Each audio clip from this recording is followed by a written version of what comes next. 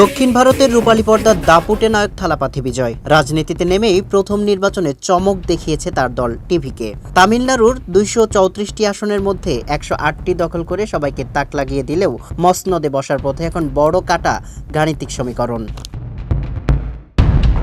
তামিলনাড়ুর বিধানসভা নির্বাচনে একক বৃহত্তম দল হিসাবে জয়ী হয়েও সরকার গঠন নিয়ে ঘোর সংকটে এই দক্ষিণী অভিনেতার দল তামিলাকা ভেট্রি কাজাগাম বা টিভিকে। কংগ্রেসের সমর্থন পাওয়ার পরেও প্রয়োজনীয় সংখ্যাগরিষ্ঠতা বা সামাজিক ফিগার ছুঁতে পারছে না থালাপাথি বিজয়। অন্যদিকে ডিএমকে ও এআইএডিএমকের মতো শক্তিশালী প্রতিপক্ষের অনড় অবস্থান বিজয়কে ঠেলে দিয়েছে চরম অনিশ্চয়তায়।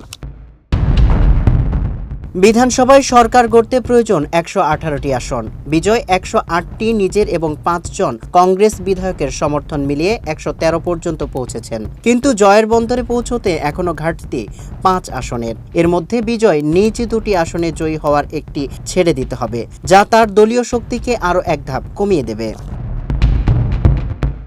সংকটের গভীরতা আরও বাড়িয়েছে দ্রাবিড় রাজনীতির 2 চিরপ্রতিদ্বন্দ্বী ডিএমকে এবং এআইএডিএমকে। বিজয়ের উত্থাপন ঠেকাতে এই 2 মেরুর শক্তি এখন কার্যত এক অবস্থানে। ডিএমকের স্টালিং কিংবা এআইএডিএমকের পালানিস্বামী কেউই বিজয়কে সমর্থন দিতে রাজি নন।